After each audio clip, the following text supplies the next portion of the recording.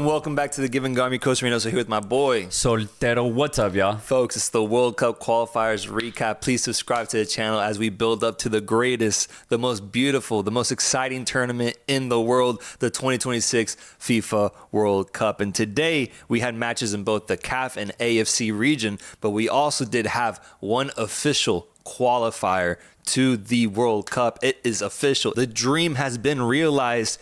Egypt will be going back to the World Cup, officially qualifying with a 3-0 victory over Djibouti. My boy Mo Salah, yes, sir, returning to the World Cup for the second time with this Egyptian squad. I'm really excited for Egypt this World Cup, man, because you look at their past performances at the World Cup, their most recent ones, and you just always wanted more with this side. Obviously, that famous 2018 one where Mohamed Salah unfortunately got injured right before the tournament, and we just never got to see Egypt at their full go. But now I think going into 2026 with the form that they're in and the players that they have, a veteran Mohamed Salah, but then you have really good young players like Adel, for example, Marmoush, now going off right now in Europe. Add in players like Zizo, who are, playing the Egyptian Premier League, but are fine quality when it comes to Africa in general with the domestic leagues.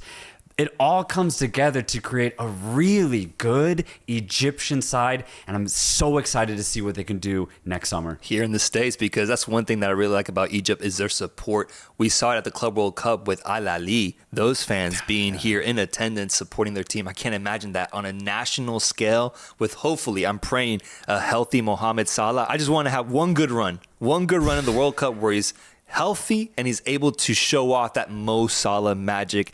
This is the last, looking at his age, this is probably the last opportunity for him to really have a big tournament. Yeah. I hope for the best here for Mohamed Salah and the rest of Egypt as they won 7 games, tied 2, didn't lose a single game in qualifying, and completely dominated the group, man. I mean, 23 points with 1 game left. Incredible performance from Egypt. I just hope that this version is the best version of Egypt in comparison to the ones we've seen in recent memory. It's just luck, man, when it comes to Egypt. They have bad luck when it comes to World Cups. I remember in 2010, Egypt was actually the highest ranked African team going into it, but due to the crazy CAF qualification, they didn't even make it through. And the same thing happened for 2022, right? That crazy affair against Senegal, 2 of Africa's powerhouses going up against each other. Egypt don't go to the World Cup, so it's just been bad luck in 2018. Again, the Mohamed Salah injury. We just need a little bit of luck on Egypt's side. I think they'll have a great World Cup. And speaking of luck being on your side, Burkina Faso getting a huge, monumentous victory against Sierra Leone away from home to now position themselves with 18 points in second place. That's good enough to be in third place in the ranking of second place teams in Africa. A huge result as Burkina Faso has been on good form coming off of a tie. They needed a victory here against a feisty Sierra Leone team that was also looking to vie for that second place spot. It's Burkina Faso who gets a massive 3 points here, bro, to keep that World Cup dream alive. Massive, dude. And Burkina Faso is one of those teams where, they never get close to World Cups, but they always have decent AFCON showings. And I think finally they found some consistency with this new generation of players to where they show up in AFCONs, but not just there, they're showing up in World Cup qualifiers where it really matters. That's why I really love this team. I mean, you have players like Ouattara, but also African-based players like Blati Toure just balling out for this Burkinabe side. Very excited to see them too. Job not fully done, of course. They'll still have to go through that second place kind of playoff path, but this is a team that you do not want to face if you're another African side. And that's the thing, when I look at the second place teams, the final 4, no matter who it's going to be, I think it's going to be an absolute shit show, man. It's gonna be ridiculous. Tough, I think there's just as good of a chance for the 4th place team to battle against the 1st place team and take their spot. Yep. There's no guarantees whatsoever once you go into that playoff, but it's about keeping the dream alive right now, because obviously Burkina Faso was not going to get 1st place in this group. 2nd place was there for them.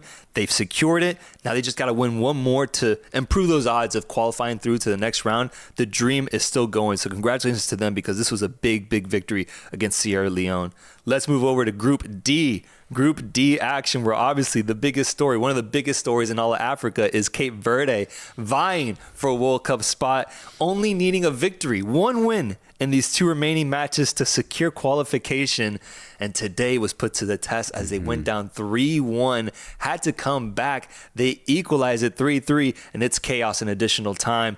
1 point share between Libya and Cape Verde. Cape Verde still not officially qualified, but so close, bro. They can touch it. They can smell it. They can feel it. The 2026 World Cup is right there for them.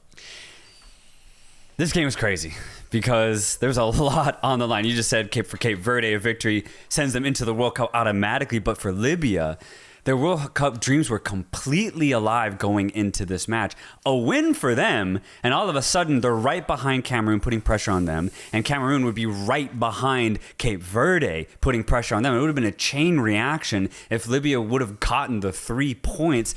They were up 3-1 in the second half, 3-1. And I don't know if you saw, but everyone needs to go find Cape Verde's second goal because I don't want to point fingers. I don't want to start conspiracies, man. But one of the strangest goalkeeping mistakes I have ever seen in my life. Yeah. And I don't have any other way to explain it other than please just go watch that goal because... I mean, I don't know. After you see that, I would be asking the goalkeeper a lot of questions after this match. Yeah, that's simple. That's simple. I've never seen anything like that happen on a footballing pitch. To just stop being vague and be more specific. I mean, the ball is coming to the keeper at such a slow pace. It's going straight to his feet. And I guess he gets confused about whether he wants to control it with his ankles or his hands. He can't fully commit. It just goes through his body. The ball just goes through his body and it lands in the back of the net. I don't know. I don't know how else to describe it outside of it's the most simple pass back or the most simple ball going back to him. And he just, I don't know, had his eyes elsewhere is how I'm justifying it. He had his eyes elsewhere. He was too confident and it just slipped through the literal cracks and it went to the back of the goal, man. I don't know how else to say it. What gets me, though, is that there's no flinching. There's no like, oh, crap, the ball's behind me.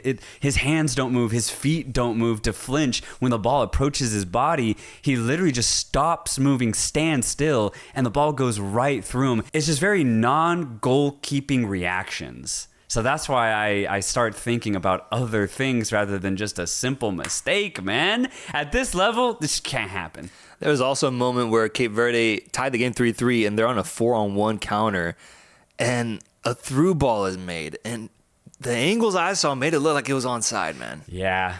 And the ref immediately calls it off, doesn't even play it out. And it leaves you wondering, God forbid Cape Verde doesn't win their next game and loses their spot. If Cape Verde could have had that opportunity and finished it off, there's a chance they could have came out with the victory here. Just some weird officiating. Very weird officiating. You got to keep your flag down there. It's so clearly in line. And if he is offside, it's an inch. You leave that to VAR. Terrible officiating. And it would have been a 3-on-1 situation. Cape Verde would have scored and won the game. Yeah, that's what's crazy about the situation. So it gets nervy now going into that final match. It's still they still control their own destiny. Yeah. It gets nervy when you look at that Cameroon result, winning 2-0 against Mauritius. An insane result because it's away from home, puts them 2 points behind Cape Verde. Now Cameroon is set to face off against Angola, Cape Verde against the worst team in this group, Eswatini. Mm-hmm. But, chaos, drama is always open to happening in this region. Things are going to get nerve for Cape Verde. They just have to win out. They just have to win this game to go through. But Cameroon will be hoping for Cape Verde to slip up. What I love about this Cape Verde side, though, and why I'm so confident they'll be fine in their last match day, is they fight for the entire 90 minutes. This game could have been done for them against Libya by that 70th minute, but despite that, they just kept attacking. They eventually equalized, and as we just said, maybe would have had a fourth goal. And even then, that first half, Libya made it very difficult, playing a very good defensive scheme to kind of shake the Cape Verdean players, but they still just held onto the ball and tried to play their football. They've been doing that this entire campaign. It's why they're still in charge of their own destiny. This side is so consistent.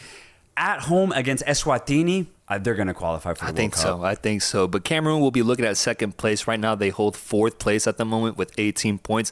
I think that's very, very good. Obviously, there are teams here that still have a game in hand, so it could get very dramatic for them. That they also have to win their last match, man. Not even to get first place, to stay alive in that second place race. It's going to get very tight. Yeah, man. It's looking like you're gonna need above 20 points to finish as a top second place finisher. Crazy. Group E action. We had Niger defeat Congo 3-1 and Tanzania lose to Zambia 1-0. I was surprised by that Tanzania result because they needed 3 points in that game at home. Just get them, just to keep this distant dream that's probably already dead, just to keep it somewhat alive. Feel good going into the next qualifying cycle in 2030. But they lose. They lose to Zambia. Zambia gets their number, and Niger gets 3 major points to at least sustain second place, as it looks like they're eventually going to go out in that position. Yeah, this has been an absolute bottle job from Tanzania, as they're done with this group. They've played all 8 matches. They are out. They're not going to finish in the top 2 spots, but they've gone winless in their last 4 straight World Cup qualifiers, winless. They had second place, man. They really did. But Niger, honestly, in their last couple matches, even against Morocco, they've worked really hard for this second place finish. So I don't think they'll qualify as a top 4 second place side, but good for them for, beating out Tanzania and Zambia in this group. Yeah, did they qualify for AFCON? Niger?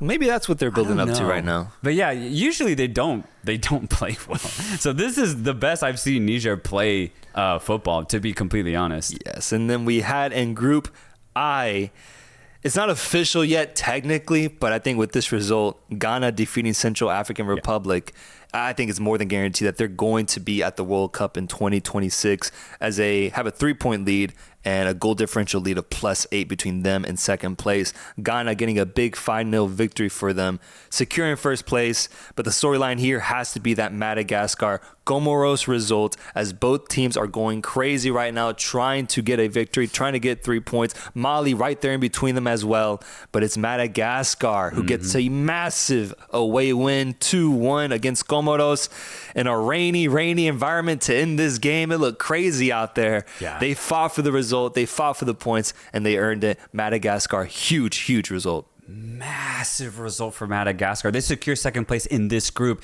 Now it's just a matter of finishing as the better second place finishers amongst the other groups. But this was huge. This was a final, basically both for Comoros and Madagascar. Madagascar on the road getting the victory under the torrential downpour that started and ended this match. Ridiculous. But the first goal was a really good shot from Couturier. They still had to weather Comoros' attack, as even though going down 1-0, Comoros had more of the ball and generated very good chances. Madagascar keeper had to make a huge save immediately after Madagascar went up 1-0. They get the 2-goal lead. One lets in, making it 2-1, but they hold on in the rain. Probably the biggest victory in Madagascar's history here. I'm trying to envision them at the World Cup here. Like, that's crazy. It's Madagascar. Crazy, Madagascar to World Cup. I've never seen it in my life, dude. In my life. And they're close, man. I mean, they're second place right now in the second place race with 19 points, which I think is very, very good. They play against Mali next, though. So that'll be a tough one because Mali obviously is out of it, but they're going to have to earn those points to at least stay confident that they can close themselves out in the top 4 of second place. But Madagascar, I think things are looking very, very promising, kind of on that Cape Verde vibe, doing something incredible. 4 wins in the last 5 games is truly impressive. They deserve it, man. They really do. And we all knew this group would get crazy going into this last window. Madagascar coming out on top is just massive. It's crazy, though, man, because I think Madagascar is still going to need to win the last game. They're still going to need to win it. And it's on the road against Mali, who are going to play spoilers here. And I think they're going to really try to play that spoiler role and ruin Madagascar's party. We've seen it so many times in World Cup qualifying campaigns where a team is out, but on the last match day, they ruin their opponent's dream of going to the World Cup. It happens across the entire globe every 4 years. I don't want to see Madagascar be at the bad end of this. I'm hoping Mali don't show up, but I don't know. This is going to be a tricky game. Yeah, someone's going to get their heart broken. Yeah. Someone's going to get their heart broken, bro. God, and we have so many games left tomorrow. We have yet to see DR Congo, Namibia, Uganda, dude. South That's Africa with their point deduction now having to work their way into first place. I mean, it's going to get crazy in the CAF region. Insane results today, but congratulations to Egypt on officially qualifying. And I might as well throw a congratulations to Ghana, man. They're basically through at this point. Please. Let's move on over to World Cup qualification in the AFC region because, man, we're talking about stakes. We're talking about drama.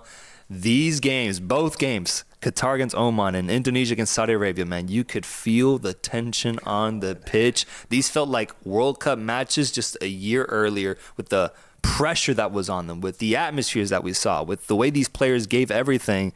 Some tense matches. I can't imagine being a fan of any of these teams because it was very, very nervy.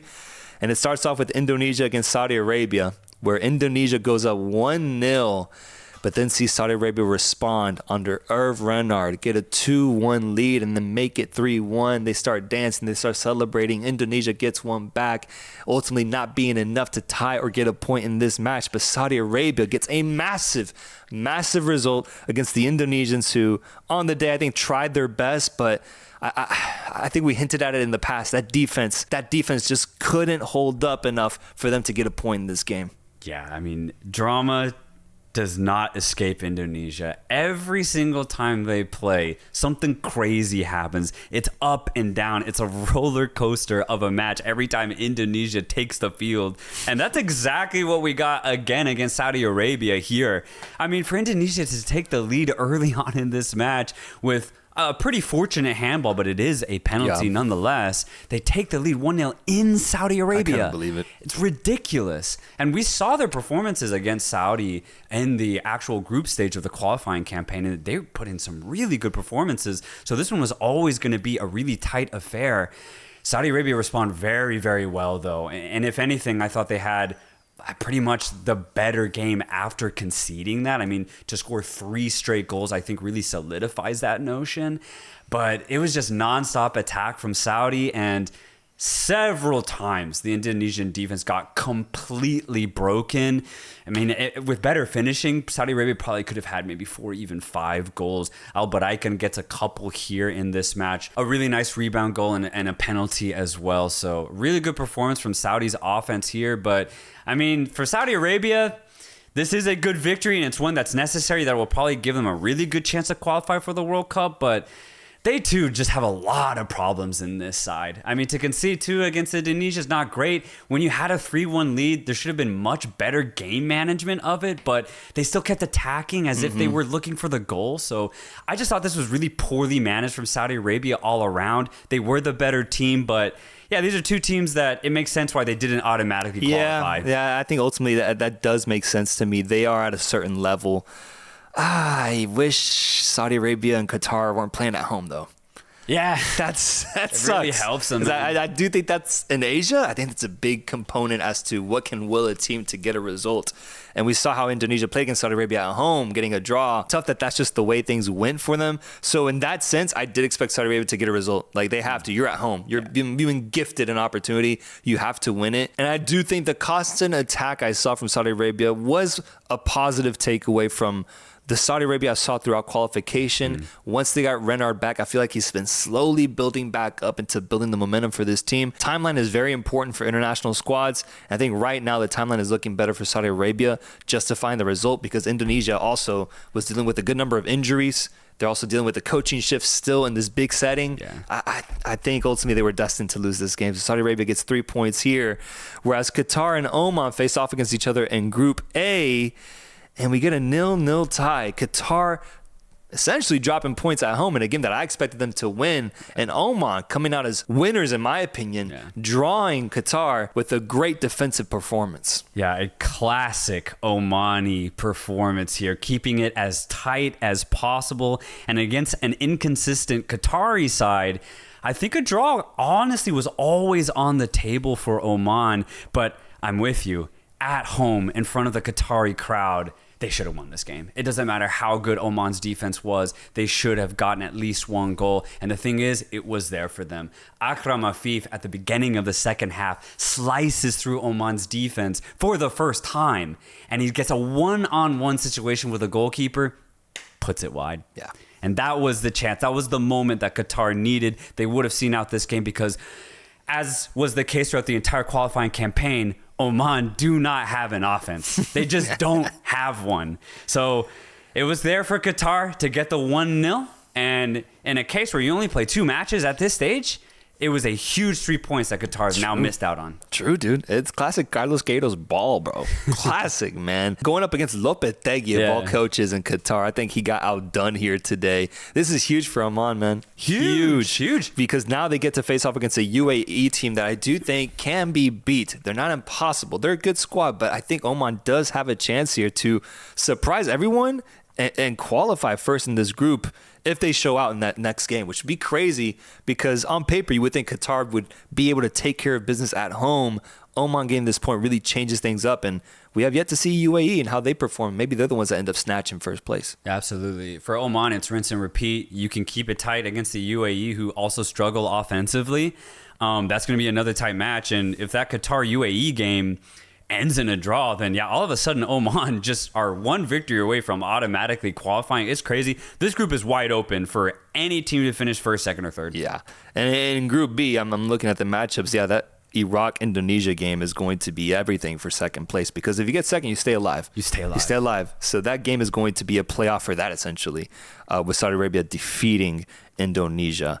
Folks, that is all for today. AFC and CAF World Cup qualifiers reaction. Let us know what were your thoughts on the matches today. Some big, high stakes, high pressure situations. What was y'all takeaway? And please go see that Cape Verde second goal. Till next time, guys. Peace.